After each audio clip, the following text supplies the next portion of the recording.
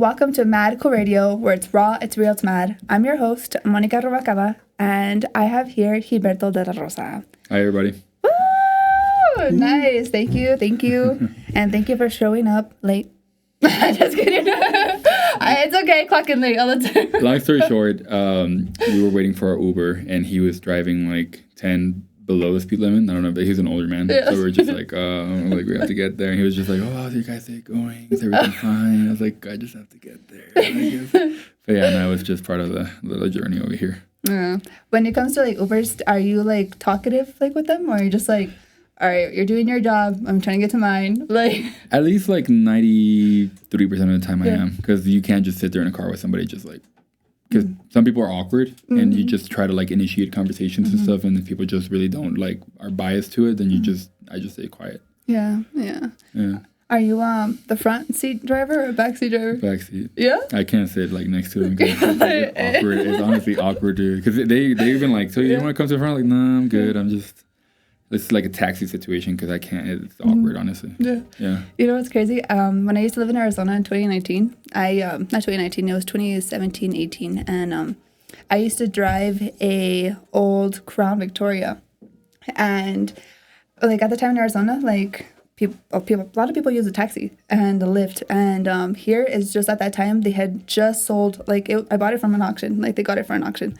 And they literally just took all the taxis out of Santa Fe, New Mexico. Like, there's no more taxis. And I had the Crown Victoria out there. And someone one time I was like passing, they were like, taxi! And I was just like, really? Lock door. I was like, don't get in my car. This is not open the door. Bro, I literally don't have there's no sticker on the car. It's like scraped off like fuck. And yeah, they still try to get into my fucking car. So it was definitely it was scary. That's but I definitely get the taxi thing, and I'm like, oh hell no! Like I've done Lyft for a while, and like I not done Lyft, but I would take Lyft, and I'd I'm on the back seat, and then I'm making sure the door's not locked, like child lock. So I'm like, oh fuck, like. Yeah, I've had some of those situations that people are like, you try to open it and have like the child lock, and you can't or not even the window, and I'm like, that's just for like security purposes. I'm like, yeah, my security, your security. Look at that. I feel fucking like Trenton. No, it's not my thing. Okay, you're really tall. So is the seat ever touching your feet? Yes. Like you're just like, yes. Excuse me? Yeah, I think there was a point in time that we were in California, and we had to take a Uber, and the lady was one of those like titties to the wheel type of thing, and the lady's like, oh, I'm sorry, like let me just accommodate, and the lady just was screwed all the way back, so it was scraping my knees, and I literally had to just put him up so I can be comfortable, because I was like, oh, excuse me. She was like, oh, I'm sorry. It's because of my knees and everything. And I was just like, okay. So it was 15 minutes of driving with my knees up. Like literally when I got out of the car, my knees were cracking. It was bad. Shit. Yeah. Damn. Have you seen the movie Norbit? Yeah. You're just like, dude, it's just crazy. I was just like, did you move my seat, Norbit? I love that movie. I literally just showed my grandma that movie over the weekend. And that's why I'm just like cracking up, because it's just like, how are you doing? So how are you doing? No, I love your speeches. But yeah, but thank you for being. It's not. I'm usually late, so it's okay. And plus, yeah. Sure. But just give us a little introduction and who you are. I brought you here because we're going to talk about relationships. We're going to talk about passion. We're going to talk about opera. We're just what kind of got you into opera singing? Who are you? Where are you from? So I'm originally from El Paso, Texas. I used to live in Mexico for 12 years of my life. So basically, you're conditioned in Mexico when you're going to school that you're going to do something that is basically climbing the corporate ladder. Either you be a doctor, either you be a lawyer, either you be construction, whatever it is. It's not really for open to diversity of minded. It's mostly just closed off to very programmed civilization. You're gonna be a doctor, you're gonna be architecture, you're gonna be anything other than just yourself most of the time. And me being an American citizen, it came the time that I wanted to know what it was all about. So I basically started high school, my first year in an American school, not speaking the language, not knowing how to get the bus, anything in that demeanor. And I remember I didn't know how to get my schedule around. like with the counselors or anything like that. So when I went, they told me I needed a PE credit, so I got PE for a 5th period. And they were like, oh yeah, here's your schedule. And this is like, okay, cool. You're freshman and everything. You're like, oh, where's this? Where's this? Where's this? They're like, oh, that little room right there with all the green people. That's the room that you're looking for. And it was ROTC. And everybody was just like so staggered, so like neck up and everything. And I was like, oh hell no, I'm not gonna. No, I'm not. I don't fight for the country that I come from. I'm not gonna fight for this country. No, I'm kidding. No, but that point in time, I was just like, next day, I think they give you like a week to change your schedule. I joined choir. Long story short, and ever since the teacher just kind of started molding me, and he kind of saw something in me that I didn't before. I started competing professionally in high school, and I think my first year I made it as far as some people do when they're like in their 3rd year. I'd never really like would have imagined that I had that talent, and then I kept going after and after and after and after until I was able to make it at state. My last year in high school, my senior year, I made it for 3 different divisions, and in college I wanted to pursue that overall. You know that when it comes to teaching and everything like that, it's not very well paid, but it sounds very cliche, but I feel more than if you were to work in something that you want to enjoy for the rest of your life, knowing there's going to be hard days, you're hardly ever going to work because you like fixing and doing little things here and there. So that's how I started to become part of like the opera life, and I started to audition, creating a craving for it. I sung for El Paso Opera for a couple of years, and then the San Antonio Opera for a little bit, and then I came over here to Santa Fe as well to do 2 operas. So it was kind of like just a hit or miss type of thing, and I was willing to mess up. It was something that I was like, I like it so much that I don't care if I have to like grow with it. So that's basically what like my whole journey throughout, kind of abbreviated into the high school years to like my senior year of college, and how I got the degree for teaching and stuff like that.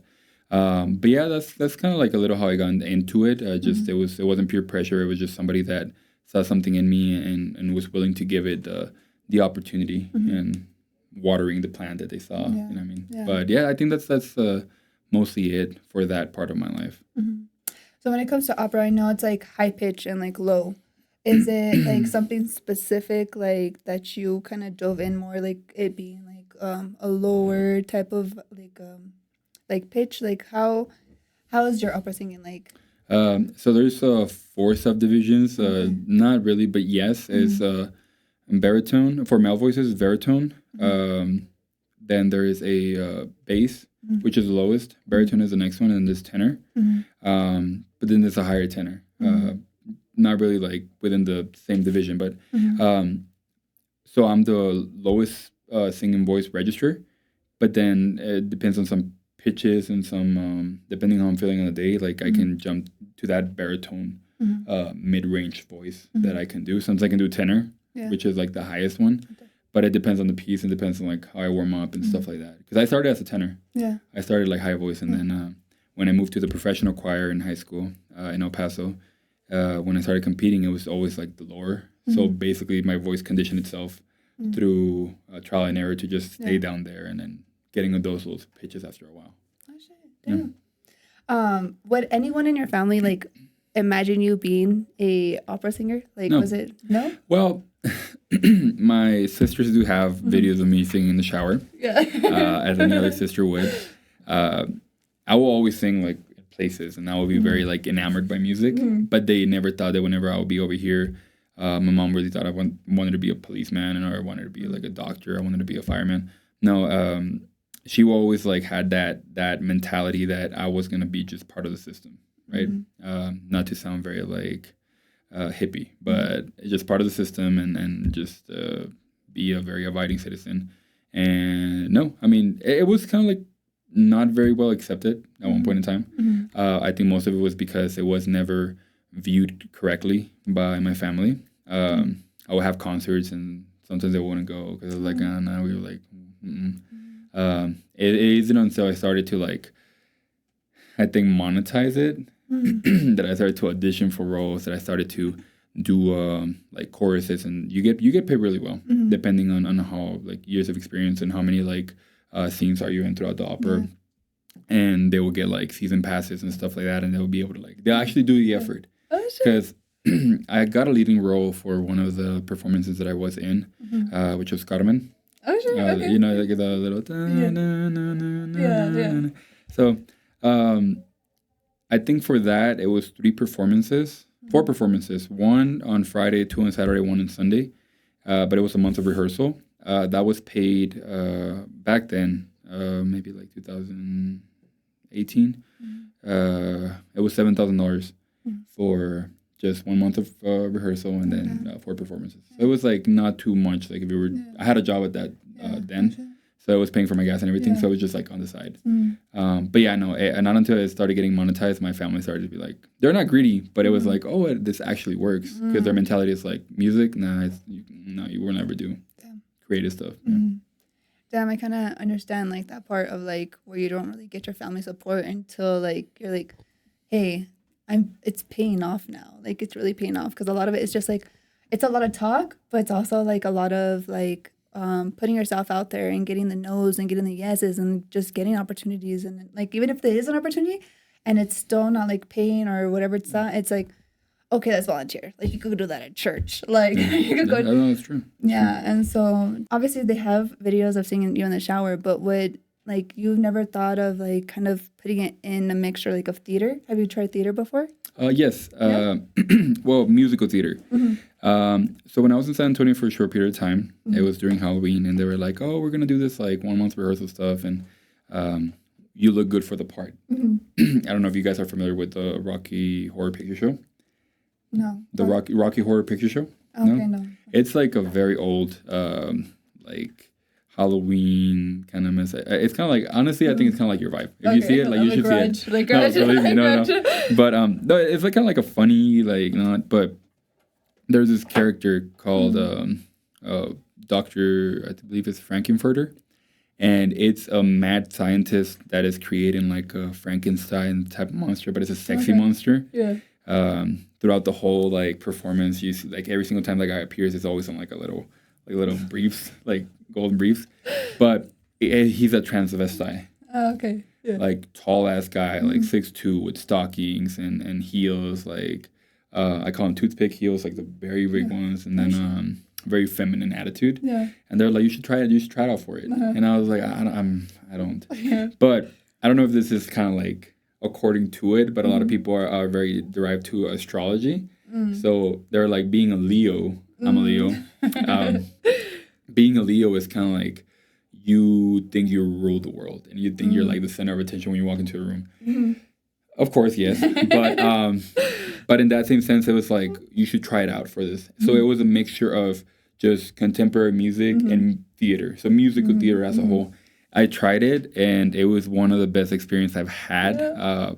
I get crowd response because people San Antonio, Austin, it's a lot of at that point in time, it was a lot of like LGBTQ community, and everybody was like, "You're a natural. Are you? Are you not?" I was like, we'll get those like questions later, but it was a really good experience. Theater itself, not really. I think I have to forcefully mix it with music for me to feel that I can actually play a part. Because if it's just theater by itself, I feel like I will probably laugh a lot throughout like things. I can't just stay quiet. You know what I mean? Let's get quite serious. Yeah. So I couldn't. Damn. Because I was gonna ask him like, because you also mentioned once that you performed in Chicago. You said? No, New York. New York. Oh, okay. Yeah. And they're really well known for theater. That's why I'm like, when you performed in New York, was that like a theater type performance, or was it just an opera, or was it the Carmen one? No. For in New York, we did a little snippet of Chicago. Oh, okay. The musical Chicago, like the movie. Oh, shit, okay. So we did that one. And it was funny because we did the snippet of that. It's a very known, I guess, a couple months ago, TikTok song. Oh, yes, oh, yes, oh, yes, they both, oh, yes, they both. So we did that one.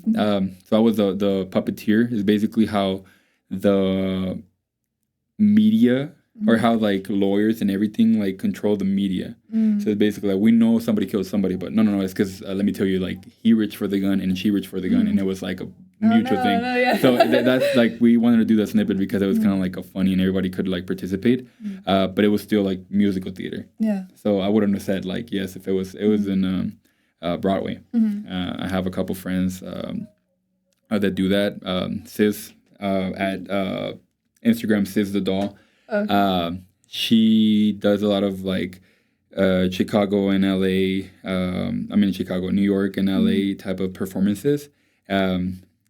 She actually got me into doing this type of stuff because I got to see her do musical theater, and she actually appeared in American Horror Story. I think it's New York. Yeah. In one of the like in a couple episodes, and I was like, I want to do that. Yeah. Like I would like to do that. So it's possible if you like strive for it.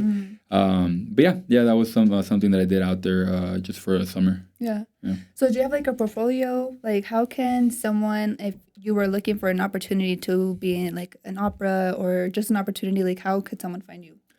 So with that, since I'm not really like yet or still deciding if I want to do that for longevity, I do have like a personal portfolio, a resume, and I have a bunch of like evidence, if you were to call it, that I perform in certain places and certain times. I also have references from teachers and people that have contracted me into those type of businesses. But I'm still yet in the lookout because right now I'm kind of like thinking, okay, if I do that as like a passive income or like a side hustle, and I can do just like a business, like create my own business and go from there and just have it on the side. So I'm still like kind of sort of like balancing it. If I want to do this for the rest of my life, I would like to do something more like quote unquote serious. Have you has anyone else like brought like while you were doing opera or like in your artistic form, has anyone like gone up to you for like a opportunity that you turned down? Like it was a fuck no. Yeah. Well, it wasn't a fuck no. I think it was most like as Hispanic kids, we're very conditioned into like you are scared of what's out of your zone of comfort. So it was an opportunity to go to USC in Southern California for teaching, and I didn't get a full ride or anything like that. I just got the opportunity to get to meet people, and I mean I had to pay out of pocket and stuff, but it was something that I would have wanted to try. But everything that I thought at that point in time was, if I make it, if I don't make it, if I don't make it more than anything, I'm gonna be out there by myself. What am I gonna do? Like I know California is one of like the most hit states with like homeless people. So I was thinking like, oh, I'm gonna like be out there in Skid Row and just be one of those like people if I don't make it, or how am I gonna get back? So I let the intrusive thought just like consume away my overall like dream experience that I could have had. But it wasn't like all that experience, but it was something that I would have liked to give it a chance. But yeah, no, the circumstances were just not fully there, and then me being so nervous about like leaving where I had been for a long time, where home feels, kind of messed it up. But yeah, it happened before. Damn. Could you say like a lot about like having like a Hispanic background, like just being like Mexican? Have you ever seen the movie Coco? Yeah.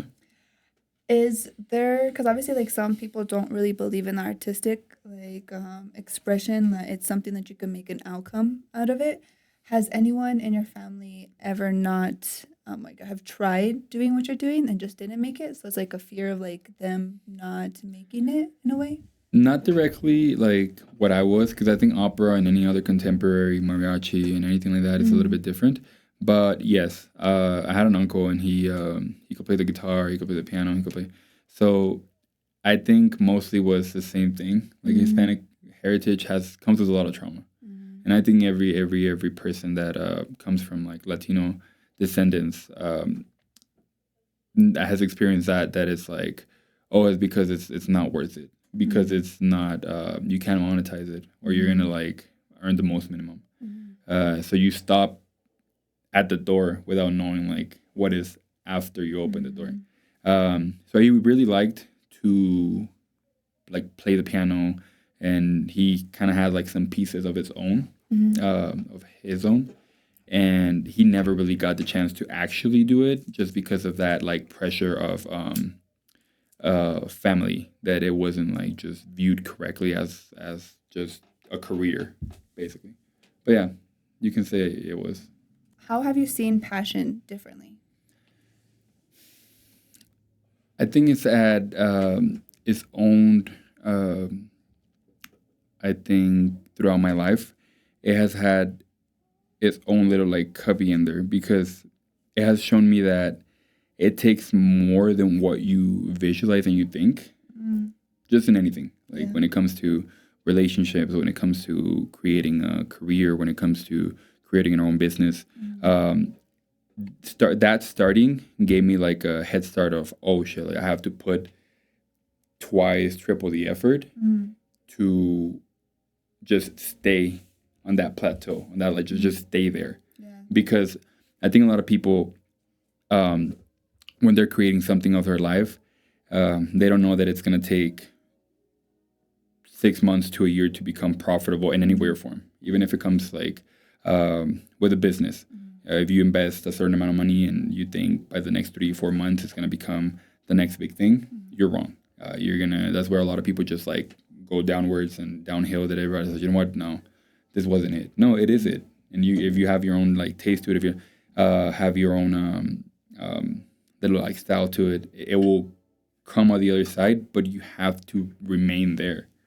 It is risky to be there for like 2 years and expect it like to be there the next day, right? But no, that's what music showed me, that it's countless hours of practice, countless hours of like memorizing, countless hours of like putting time that sometimes you don't even have. You're gonna be tired. Your voice is gonna be tired.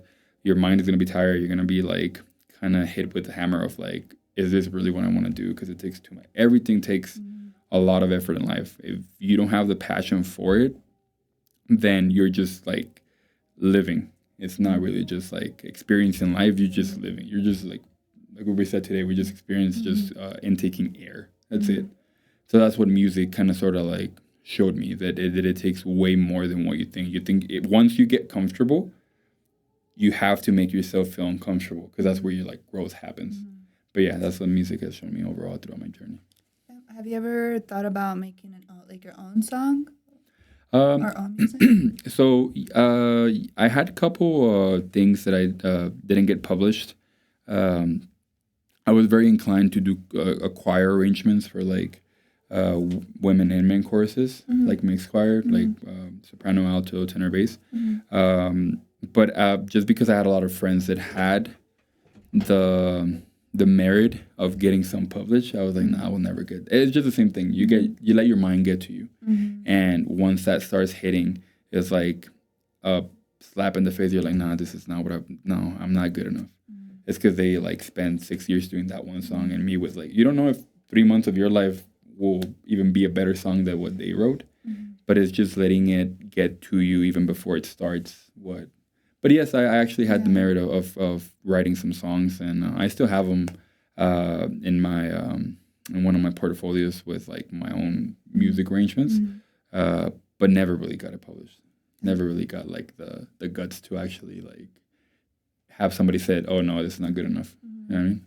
And is it you want to pursue like opera as like forward, or just like in singing in general? I think it's a little bit too scary, right? To think that maybe I'll start at like when I'm 35, 36 years old, and like, you know what, you start arranging like orchestral pieces and combine it with voice pieces and create an opera. I think it takes a lot of effort, but more than often I forget that's what it takes. I mean, but if I was to actually pursue it, I think I would just like do performance and not necessarily do like something that like I write, basically. Well, I'm gonna give you something to look up. It's called like casting, where you could like just go and like go audition. And you'll like kind of get like scenes and roles and movies that they play in here. Sometimes they're looking for like singers, like they're looking for people. But when it's come time to audition, like, do you have a routine?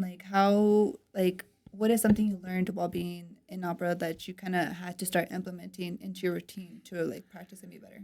Honestly, it came a time that I you have to become comfortable with like yourself overall. Mm-hmm. It's not like if you start over stressing, over practicing, at the end of the day you're gonna fail. Mm-hmm. Just because it's good to practice, it's good to be prepared, mm-hmm. but sometimes you have to trust yourself that you know it. Mm-hmm. It's just mostly just like mentally preparing and like have the mentality that it's already done. Mm-hmm. Like you already done it. Yeah.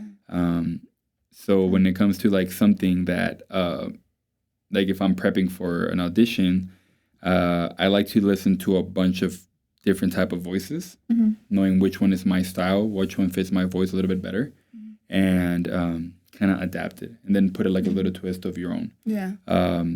Practice it like maybe once every other day to not like burn your voice out. Okay.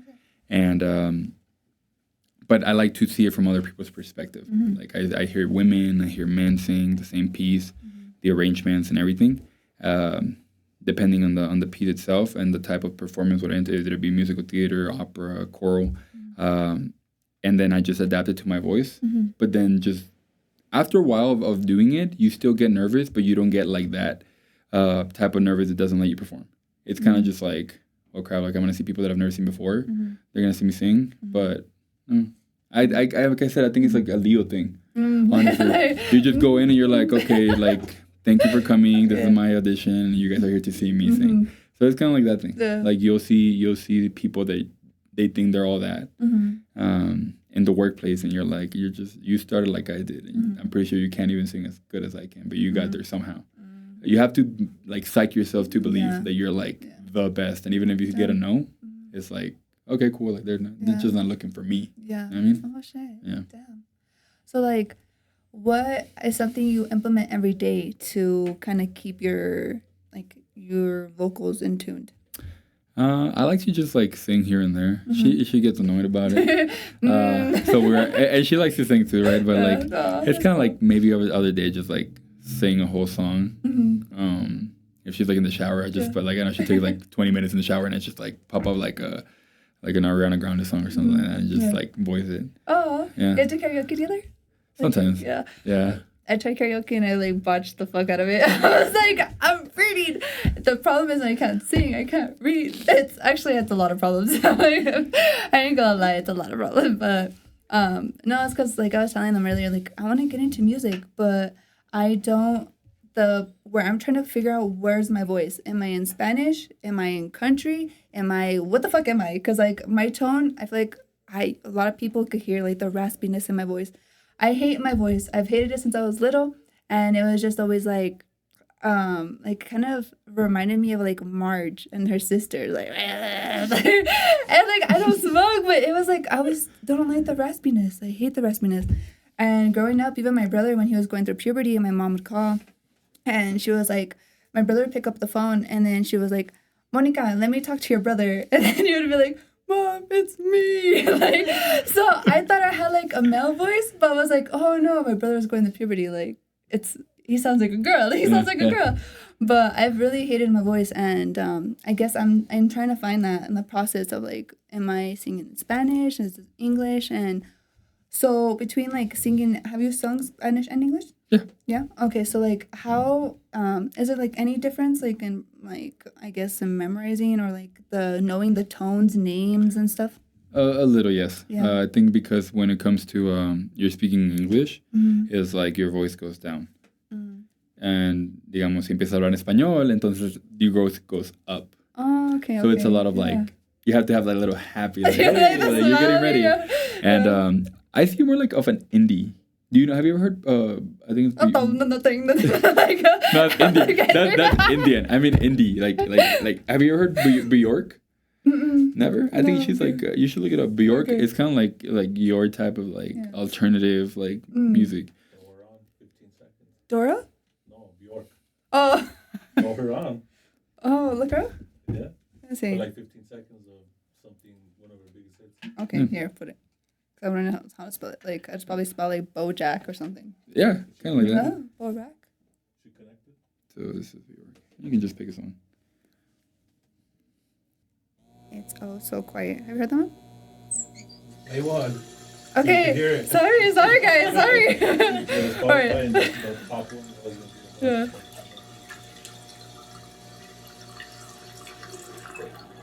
forward it a little bit. Or? Forward it. Oh.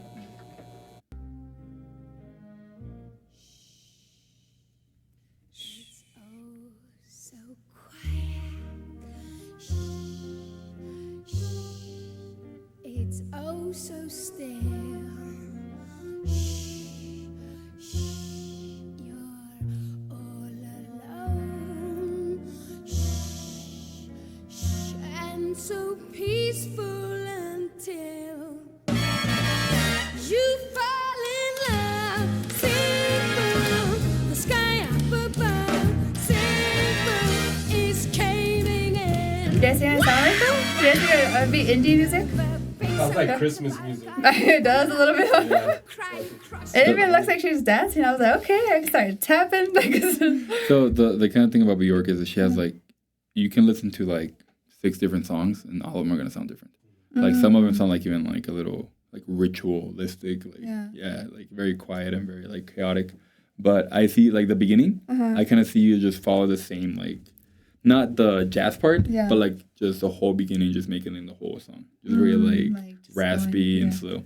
I see you doing that honestly. That's cool because like, do you feel like you once you started studying music, you kind of started seeing music then? Because there's one thing from hearing it, seeing it, feeling it, and then I don't know what else, but like definitely there's people that could see music, like they could see the beats and like they could hear, like they could see the flow. I think I mean, I can't really see it, but overall, like throughout your day, I think it's more of part of your daily life. Like you listen and then you hear like construction and you're like, okay, you hear the drills and go, and you're like, so you start going through like stuff like that. And that's how like you start creating music. You take even DJs when they're doing music, they're doing beats, they can literally just grab like, I know it's gonna sound weird, but one of the DJs created a song and he just like slapped a dildo into a table. And then that thud, just like, he just did it into like a beat. Well, there was another dude that he was just like, I think it was like the Purple Lamborghini song, hey, ain't no mercy. And he like, the dun, dun, dun, dun, dun, dun. He like, that little drop, he replaced it with farts. And nobody noticed, like nobody. So you know what I mean? Like you can do the music with like daily sounds. Yeah. And you can, even if you're walking, like when I'm walking to work, I like hear the birds, or I hear like people closing the door and stuff like that, or people opening like their garage and everything, and you can like start like imagining like something out of it, pitches and stuff like that. Yeah. Oh shit, that's cool. Cause like I've like heard some people that kind of like have that experience, but also like there's a movie called like August something. But he's like just playing and like he's just like looking there and like the music he could like he stops and like the air, birds chirping, people like. Oh, about that like Prodigy kid. I think it was always August Rush or something like that. Yeah. So like it's definitely you just hear stuff like you just, and it's also just like wait, but that means also I feel like you're being really present then, like if you're hearing, because at the same time I could be walking down the same street and you could be hearing one thing and I'm just like, wait, what? That was beeping? Like at work, like the sensors are going off and I'm like, huh? I'm like, I don't care. I think the best experience that we had is in college, they took us to Bhutan in China. And there was this this cliff that we were on, like you can see above the clouds and the sunset and everything. It was a really good like picture. And everybody described it differently with music. I think mostly it was like, some people were like, oh, I hear trumpets and I hear this. And then me is like, oh, I hear like a sextet of strings and like a little chorus and this side. So everybody started, I think that's what you mean by visualizing music. Because you see a picture and you're like, what will go good while I'm staring at this and like reflecting in life. You know what I mean? Damn, that's crazy. And everybody had a different, like, oh, what about like a little ding-a-ling over here and then like a big sound over here. Like just with one live picture, which was like that sunset. Oh shit. Yeah. Damn. I really miss about going to school and like learning stuff like that, but I'm also like, I ain't going back. Like, you ain't taking my money from me. You're not taking my time. Like, it's a process. I think honestly, school isn't for smart people. School is for people who are willing to go through it.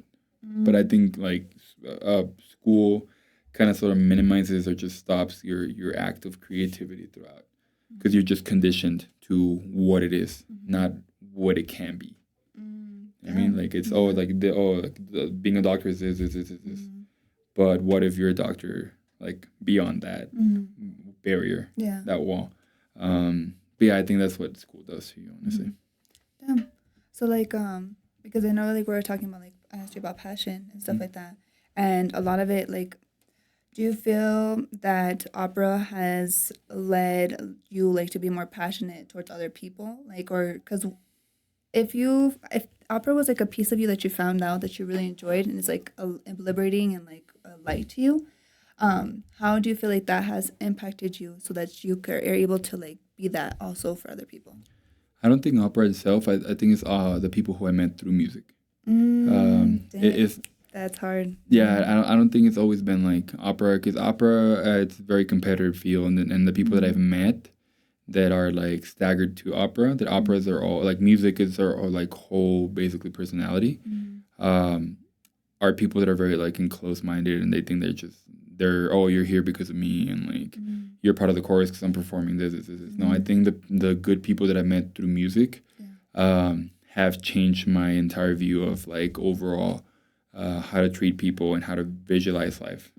Because me, I've been working retail for 8 years, and it doesn't get easier. Never. I think customer service is one of the hardest jobs, and if you maintain yourself in it, and you start like letting it mold you and molding it as you go, you can come out of the other side and you can like not let it bother you at all.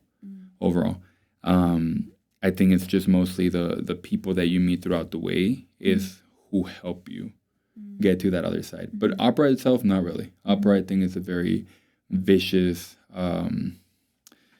just work environment. Yeah, because everybody wants to be the best. Nobody is like open to saying, you know what, we're all good. Yeah. And it's okay if you're better than me, because I'm good at what I do, and you're good, like better than what I have to offer.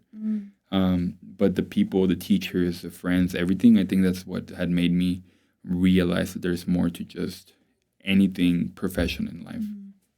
Damn. Like, I feel like that really just like made me gain a whole ass perspective, because like, damn, I always thought like since like also like podcasting and like my artistry work is also something like one I also fight in my family, like, hey, this is something that makes me happy. This is something I want to do for the rest of my life, like even if I try to figure out more what it is from this. But the whole perspective, like, where a lot of people, when it comes to being like artistry and art, there's a lot of people who don't see like not competition, who see things as competition, but always wanting to be like that pedestal, like I want to be the best of the best, and that like really ruins like a lot of relationships that you can make, or even learn from them, or you learn something from like the underdog or the new persons that's walking into music. But I'm like, damn. So like you said, initially like in 2018 and also a little bit before that, but when did you mostly, what year was it when you kind of like gave it like, okay, this is what I want to do, like I like this? I think in high school. In high school, I was like, I believe it's like 2014, 2015, when I was about to graduate. That's when I started to realize that I was like not peaking, but I was starting to grow within. Yeah. Because I started to actually achieve things without even wanting to. I think that's when a lot of things happen, when you're not just like seeking for it, when you're not just like, it's because I have to, it has to happen. No. I think when you're just chill about it and you start to enjoy the journey, because they say that the person that enjoys walking will get further than the person that is more enjoyable of the destination. So if you're more like staggered or like, I need to get there, instead of like, oh, I like walking and I'll get there when I get there. I think the people that are willing to just like enjoy the whole trip there, regardless of how long would it take, get further than the people that like, okay, I'm gonna point A, point B, point C, and then point Z at the end, because you get to enjoy it along the way, everything that it has to offer. Yeah. So in high school, that's what happened. My senior year of high school, I got to perform with amazing performers in the professional level. I got to make it a state in solo ensemble, the all-state process, I think that's what it's called. And I think that's where I just discovered this is what I want to do, like in life. Then reality hit and paying bills and all that came in, and I was like, okay, I have to get something more along the way. Yeah. Damn. So like, I was gonna ask. Oh, you said at 18. Fuck, sorry, the ADHD. I was like, wait, I need to. That's why I brought my pen so I can write down words and take notes. So like that word, that one word. So if there was like one thing you could tell your younger self, right now, and versus, because you feel like you could have done music a little bit sooner in life, or it met you when it met you for you to be open to that door. I'm very biased to the opinion that it gets there when it gets there. Because if you were to get it sooner, the outcome would have been completely different. And if it's there, like, oh, you know what, like, maybe let me postpone it a little bit later so I can be more mature. So that like it hits you, and then you mature along the way within that aspect of life. So I think it just hit me when it was supposed to, because I came to the U.S. I didn't speak. I spoke very broken English, very, very broken English, and through tears and through bullying and through everything, I started to become more professional into the language itself, and I started to become more confident to actually like put myself out there and try new things. So I think the whole process got me when it was supposed to at that point in time. Because if you were to just modify it, the outcome is going to be different completely. Yeah. Now I remember. Before that, were you an introvert, an extrovert, or? Because you see, you're a Leo, so I could see the Mr. I'm. It's all about me, but has it always been that way? Yes and no. I was always an extrovert to the point that I will actually like socialize with people and my parents' friends and the neighbors. And since I was a kid, I would call like the people that live next to us, our neighbors, like my grandparents, and then my uncles and aunts. Like throughout, literally, my mom was like, "You're the son of the neighborhood," like. Because I will call everybody my cousins and my brothers and my sisters. But I would never put myself out there if there was like a more outstanding personality around me. If somebody else was to have like a way more like, I guess, stuck up personality, I would become an introvert right away. And then growing up, it was mostly just like I'd start not caring, and I started to just become my own, like not the center of attention for everybody else, but my own center of attention. And I was like, this is me. And at one point, they got to a little too much, honestly. I was a little too obnoxious. Oh, shit. Yeah. Damn. Yeah, I couldn't take anything serious in moments that needed seriousness. And they kind of came and bit me in the ass at one point in time because, like, a lot of doors shut for me. But I learned from that. So it became, like, something that I was like, you can be an extrovert and then become an extrovert when you have to. You don't have to be like everybody's cup of tea. So yeah, I've been an extrovert, but not like to a certain extent. So like for you to be seen, like did it take time for you? Obviously, it took you time to get comfortable, but would you ever do exercises to like kind of break the fact of being seen, or like the fear of being seen? Not really. I think it was just life itself. I'll put myself out there, and then like some situations was like give me a slap in the face. And I was like, okay, cool. So it started to tame down little by little. But not necessarily like I woke up and be like, okay, I'm gonna try this today. No, I think it was just like it had to happen how it had to happen. Like I was just being very like morally secure and comfortable, and not just a goofball every time. Damn. I definitely get the goofballness because like I don't take things serious. Like I'm the type of person, like if I see like quiet space, I'm like, so like I'm like, hey, let's break this. Like I feel the room, so I'm like, this is awkward. Like this is weird. But I actually, for me to be here at this moment, it took me a lot. Like it took me exercises. Like not obviously today, but previous me, like I would just randomly show up downtown and be like, can I ask you a question? Like, sometimes, like, I just, like, get so struck with even talking because I'm, like, and people are walking by and I'm like, oh, no. Like, and there's just so many, like, I'm going to start sharing some videos of me actually finally having the confidence and be like, hey, guys, this and this. And then just, like, talking to someone and be like, hey, like, what's your dream? What's, like, what you're doing in life? Why you're happy in life? Like, what's just questions.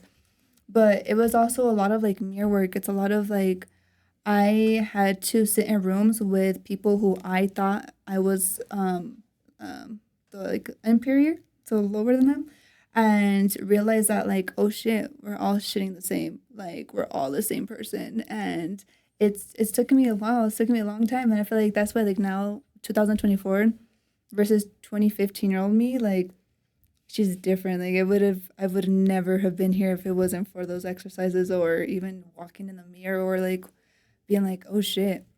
So, because you were saying, like, you have to keep telling yourself, like, you're the shit. And that's, like, affirmations.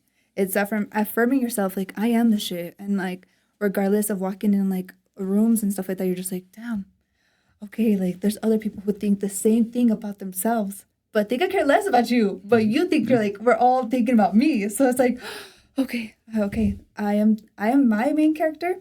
And I'm in a room with other people who are the main character in the stories, too. So definitely, like, I get the introvert and the extrovert, but I have Leo on my chart too. So that's why, yeah, it's in my hair. Like, it's my main. I've always been about my hair. Like, since I was little, I was always dyeing it and stuff like that. But I wanted to ask you, have you ever sang a serenata, like, for someone? Yeah. When I was younger, He was talking about this because you need to upgrade. You have to do better. You have to do better for her. Believe me, I'm one to basically planify it and want to just like it being a surprise. She's one to do it for herself. Me and Miss her Independent. No, she is, because me and her friends have tried to like buy her stuff, and she's like, oh, like, look what I found, and we're like, FYI, for Christmas I had already her phone was already like not working as it was. Yeah. So I went and got a plan and everything, and I was finishing to pay off the phone, and then she was like at work, and she was looking for me, and I was like, "What's up?" And she showed me her phone, and I was like all crapped up. She was like, "I'm gonna go to Best Buy and buy another one." I was like, I know she just told me I'm gonna go to Best Buy. I was like, "All right, cool. I'd maybe get it fixed or something." No, she comes back with a whole ass phone, and I was like. But it has been like that throughout like the relationship. It's been like, oh look, like I'm gonna buy myself that. I was like, don't buy it. Don't buy this. Like it's hard to like get her something. But I've not because she's here, but I've thought like of it like that. I want to just like planify it because I want it to be a moment to remember. And a lot of people are like, when are you gonna do it? Oh, it's because I'm waiting for it. And once you start like doing stuff like that, it loses like the character. I think that's what I think. But the serenata wise. Yes, I was in elementary, and we had yes. Bro, you're telling me you've never had music like introduce itself before? If you're telling me elementary, like, okay, but you never. My bad. Well, no, but like, the thing is, you never actually like. I was just like, oh, this is what you see in like novelas and stuff. Yeah. But you never thought of like, oh, I want to do this for life. You know what I mean? Like, it was just like a moment that, like, oh, it's just Latino kid singing to a Latino girl in like the patio of an elementary. Like, and my friends playing the mariachi, so they're like, oh, we'll help you. Yeah. And I sang like 2 or 3 songs, and like, oh, we like to like be my Valentine type of thing. And but after that, I was just like, whatever. Like, I never really gave it a thought. Yeah. Like, not until right now that I thought I sung before, and then I was in choir, and I couldn't connect like one with one together. Even to right now, I never thought about it being the introduction. Yeah. You know what I mean? Yeah. But yeah, I did, and it was. She said no. Right? Oh. She said she didn't want to be my Valentine, but if she didn't know your tone.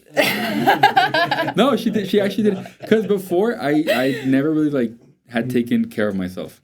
I was very like, I was like tall. I was like chubby, and like I was just that like typical little chubby girl, a chubby guy that is like goes for the hot girl and expects like a good outcome. When in elementary, all fucking kids are shit. They're all like mean as hell.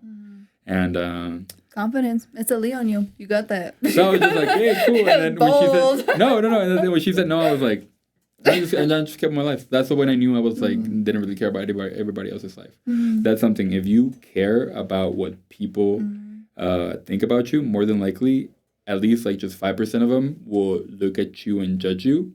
When people look at you weird, once they're out the door, they're still worrying about things. They're going like paying rent, not being able to feed their kids, anything like that. Nobody's like focusing on you.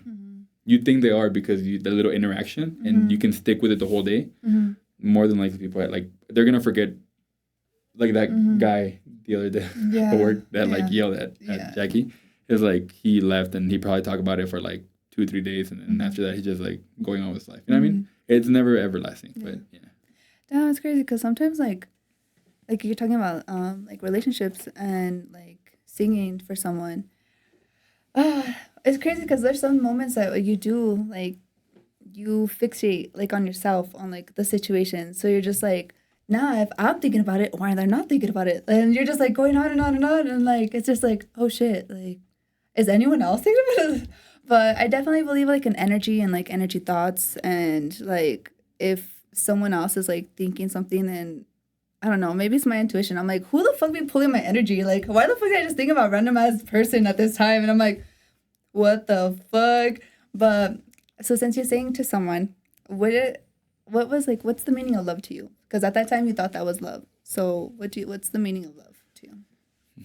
For me individually, I think love is what you do in spite of what you feel. I don't think love is like I feel love, because in that case, it will be very just like fleeting here and there. So now I love you, now I don't. I think love it's what the outcome is when you feel angry at somebody, or when you feel disappointed, or when you feel like you want revenge, stuff like that. It's what you do in spite of what you feel. Because no relationship is ever going to be perfect at all, right? It's like I tell everybody, you play a video game that you like so much. Tell me a video game you like so much. GTA. Okay, so GTA. So you're playing GTA, and you can just have GTA 6 for the rest of your life. Are you going to see it the same after 10 years? No. No, but like, it's a fun game. It's the same with relationships. It's not going to be everlasting. The honeymoon phase and it's never going to be just what it used to be. But you're choosing to be with somebody, right? And as easy as it is just saying, you know what, I don't feel the flame anymore. I don't feel like this is going anywhere. Like, I just don't want to be staggered here, like not doing anything, or we're not like moving forward with anything as a whole. But I'm not going to cheat on you. That's love. Like, not choosing to do something that you know it's the right thing to do. So that's like overall love for me. Like, I really despise it right now, but I'm just going to go outside and just take a breather and come back and we can talk about it. Because if I tell you, oh, I love you, and you, what is that? Like, what's the feel? What is the meaning? I just feel really enamored and happy at the moment. But you forgot to flip the tortillas and now they're like burnt. I freaking hate you with it. I don't love you anymore. You know what I mean? I think it's just like the doing of instead of the feeling of. It's like walking in life with that person, because like you were talking about like opera and the journey, and like some of us are so fixated on the destination. And I ask you about love is because like you obviously have love for also opera, but also love for yourself, and also like in a relationship and stuff. But the love that we have for like one thing that is like an internal like result, internal like passion behind, then it also, once we're able to explain it and kind of see a little bit more, then we're able to be that love for like our couple, our partners, our siblings, our parents, and stuff like that.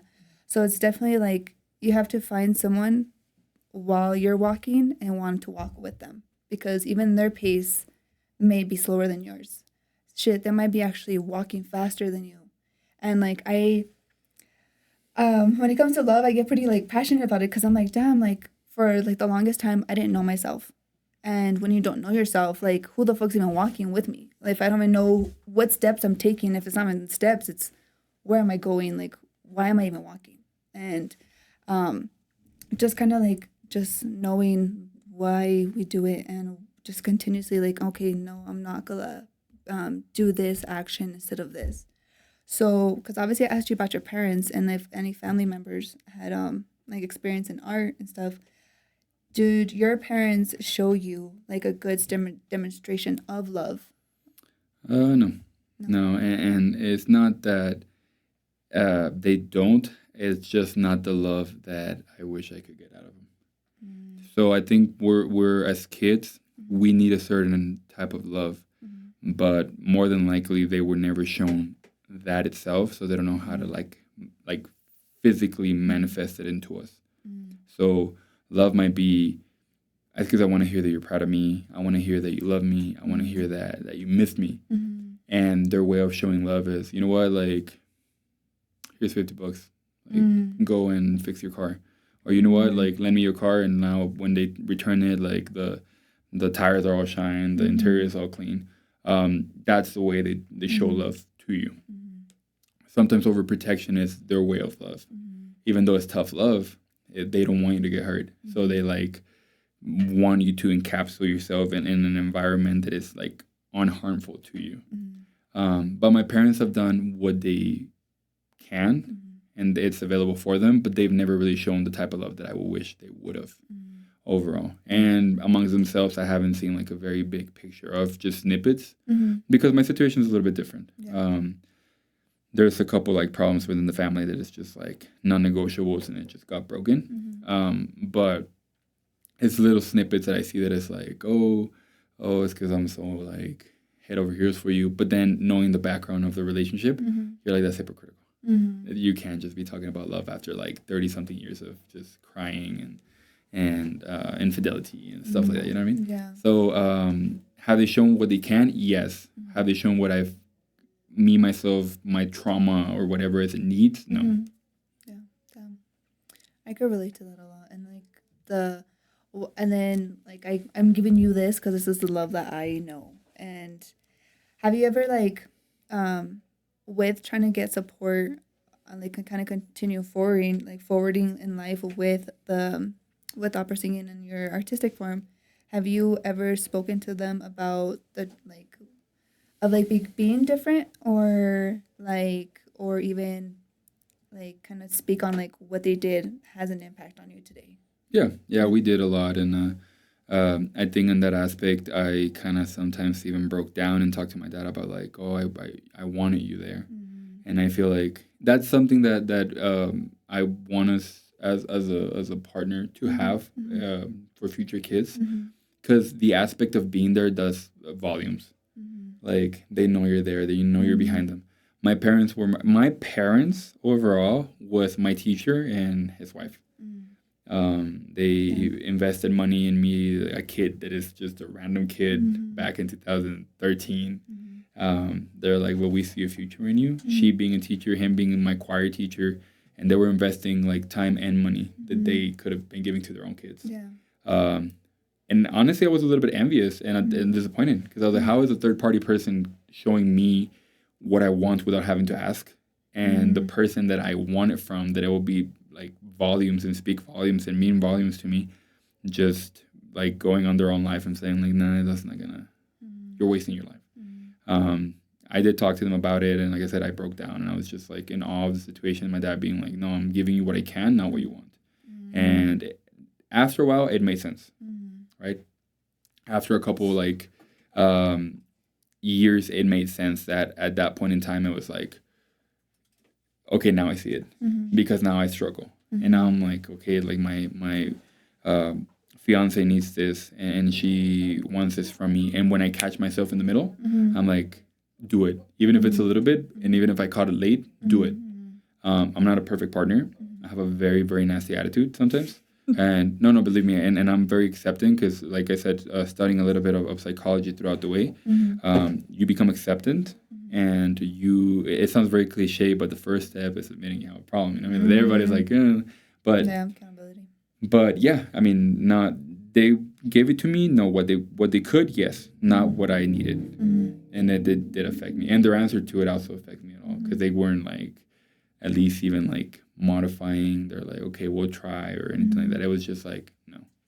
So yeah.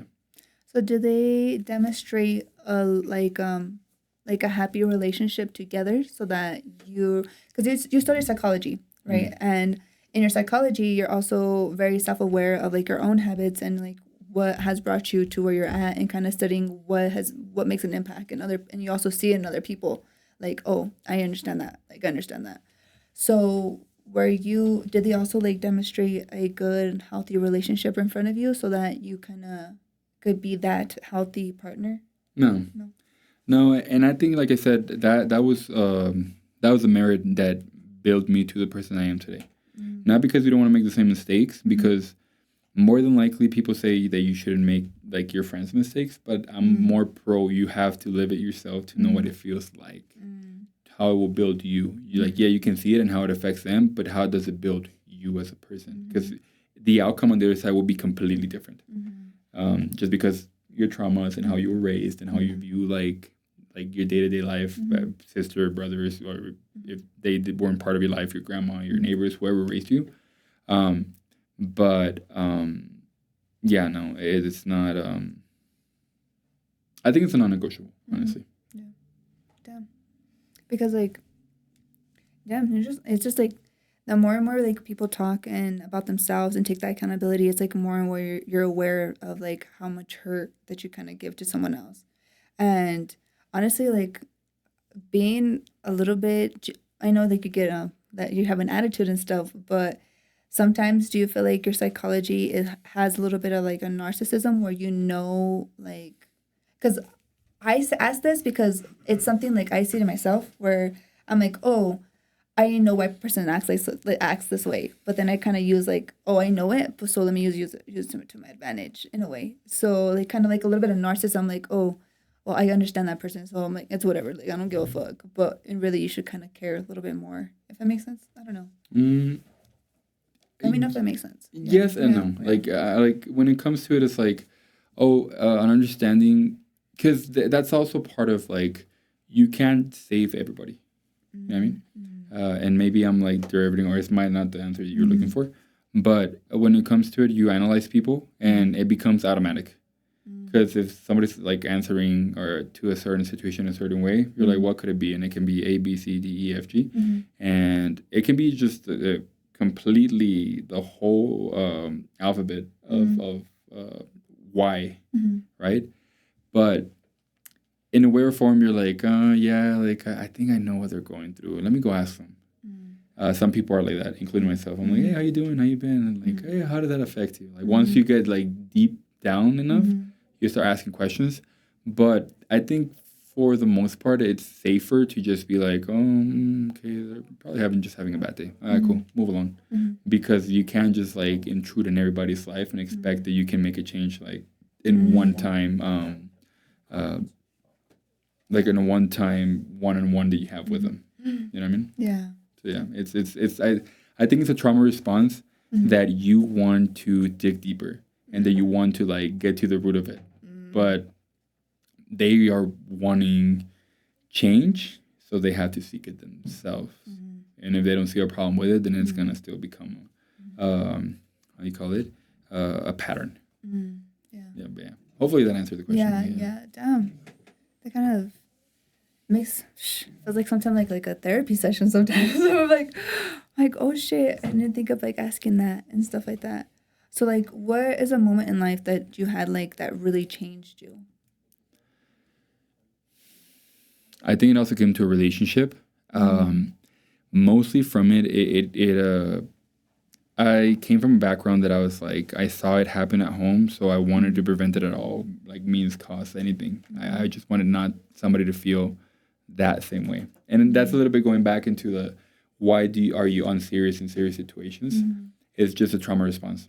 Like situationships? No. Like sometimes when you like have a serious situation going on that is like, oh my God, like I just got out in a car crash, and then there comes me and saying like, well, at least like the airbags like were working. That's me. I'm always like looking at the bright side. I'm like, I'm sorry. No, but at that point in time, right? Yeah, but at that point in time, it's a trauma response because you know how you would feel in that scenario, so you don't want them to feel that way. So it's the same way when it comes to a relationship. I was going out with a person, and they were very troubled. And so was I, but I didn't know it yet until they were brought into my life. And this is something that I always battle with people. When you basically do something that dislikes them, that is not appealing to them, they're like, oh, you're showing your true colors. No, you're just showing more side of the spectrum of the like the whole rainbow. It's not just the true colors, it's just the other side of the rainbow. That's what I needed. Because I was more like on the mellow light side, and I needed that darkness for me to be completed and start a growth. So me wanting to save that person and from themselves, because they were more the darkness to my light, and I was more the light to their darkness.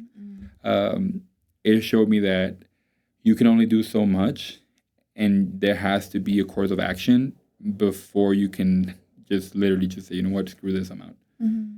It's might not be what you want, but it's a healthier thing to do. And that situation basically built me to start analyzing situations where I have control and I can stress over things that I can actually control. and not just stress about like the whole thing. Yeah. But yeah, it was most like a relation, a 2.5 year relationship that I had. What was your longest relationship? 3 years. 3 years. Yeah.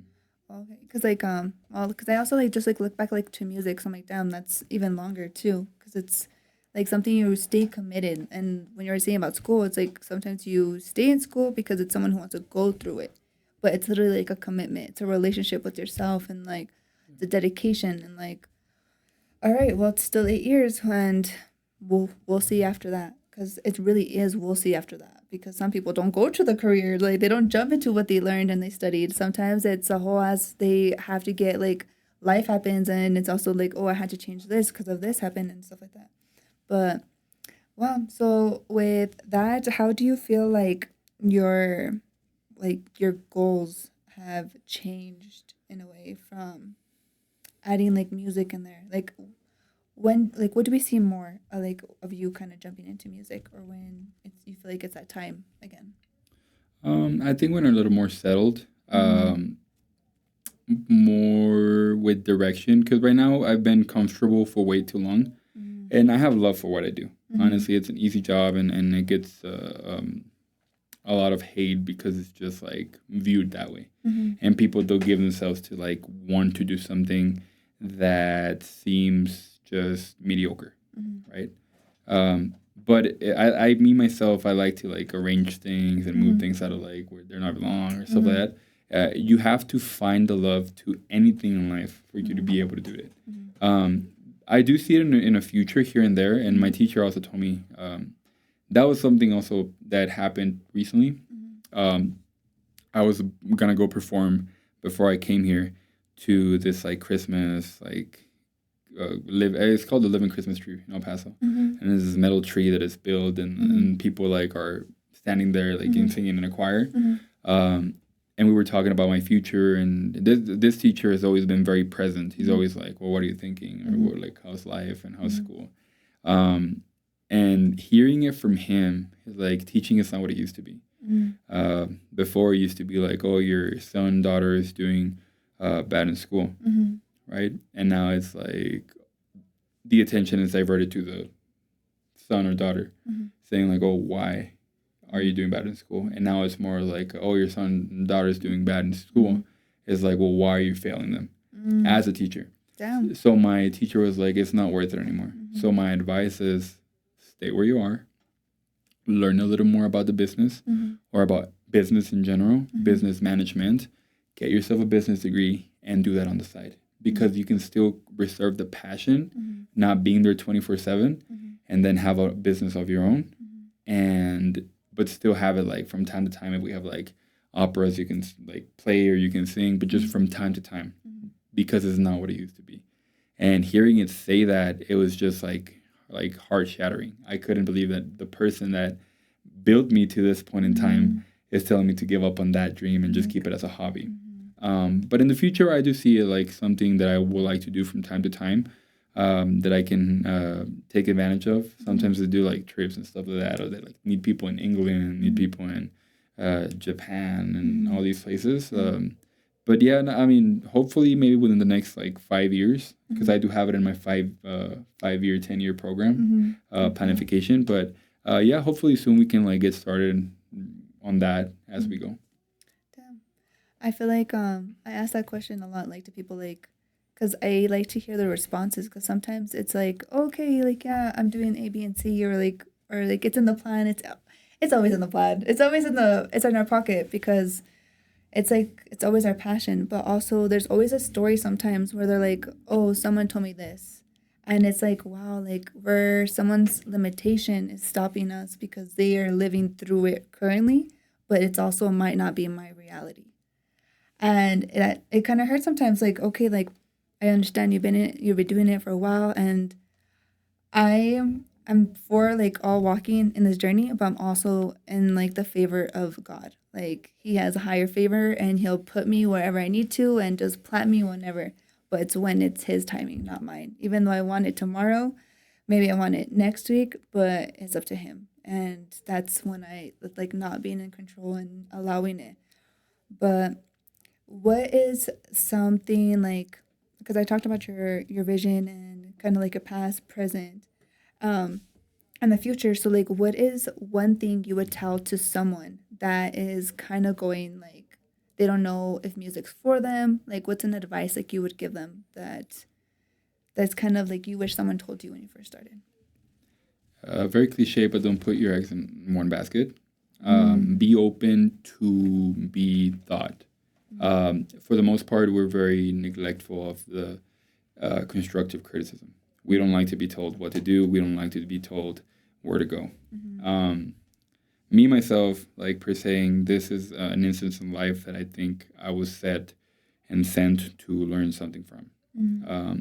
This market and my area of expertise and work, it's very different from where I come from.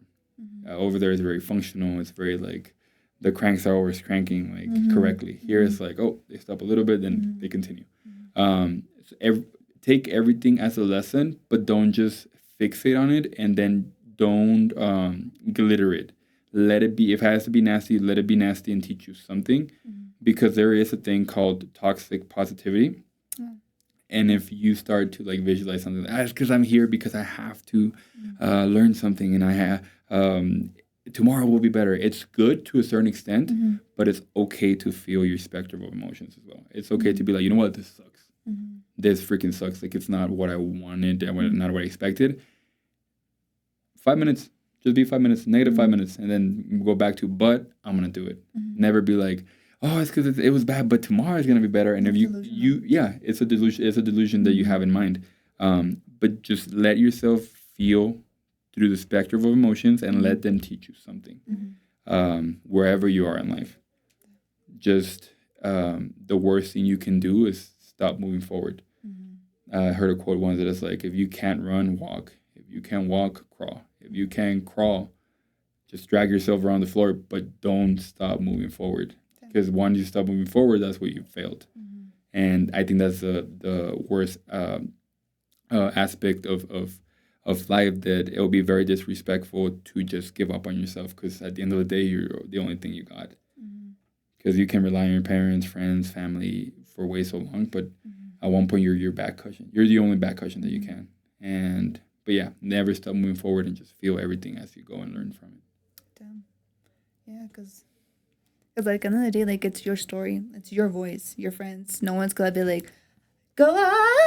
Like, what was it? Like, Yeah. So it's definitely like you have to be the one that takes it out of you and kind of being like, okay, well, it's me, because no one else is doing it. It's me.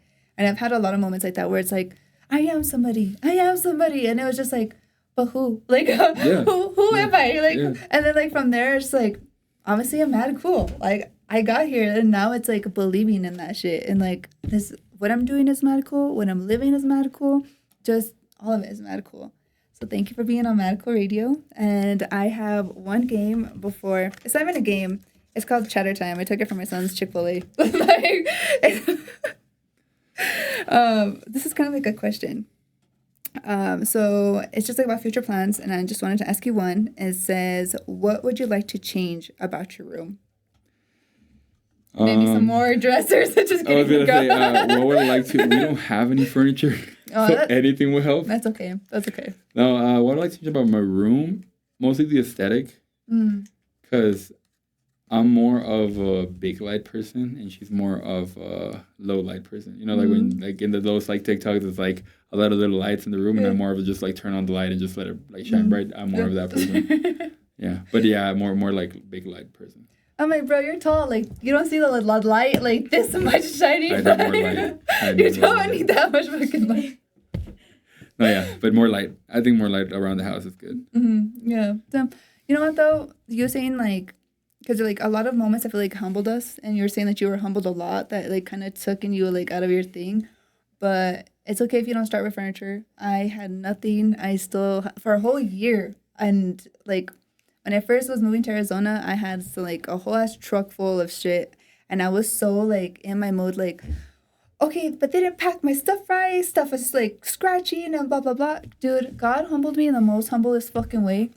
On our way out there, 40 minutes before getting to the fucking apartment, the truck that was holding our furniture dropped a dresser broke it in the middle of the highway. So there was cars, hella traffic behind me. Damn. Let me tell you, it was the dresser of my fucking underwear and bras, bro. It was I was like, oh my God, why me? It was so embarrassing. I had to like stop the fucking highway and the people were just watching me and I was just like carrying like fucking, it was so bad. Spectacle. That was a spectacle. Yeah, so it was like dressers, fucking tables, like things broke that day and I was humbled to the fucking max and I didn't have shit. My cat peed on my air mattress. It was things after things after things. And after that, now I'm like, wow, I'm so grateful I have a fucking king size mattress. And sometimes it's like I'm like this and my son's like this on most of it, but it's honestly so it's some humbling moments, but definitely like about changing the room. But that just brought me back to I was like, damn, I remember those times I didn't have furniture. And even the furniture, I was like, what the fuck is that cat? So it's definitely like, yeah, I appreciate the moments that you've been humbled because I don't think I'd be able to take a heavy hot head in the fucking like, oh, this is my show. Like, this is about me. But definitely appreciate you. And you could definitely catch him out on the show notes and on the website where you could find more of him. And you're going to be posting a fucking profile soon, dude. Because if your 5-year plan starts with you getting more, it means starting with what you have. So put it out. Put it your email. Contact me. I go, oh! Like, I could go high, low. Like, it's like, I'm thinking about like Mary Poppins. Like, I could see you like, just like on the scrub, like, I was thinking more of like the Wizard of Oz, but I think Mary Poppins works. The Wizard of Oz? I think it works. Yeah, like, yeah. So, but you could definitely check him out. And thank you for staying on. Oh, thank you for inviting me. Yes. Cool. Cool. Hey, thank you, Gilberto. That was fun.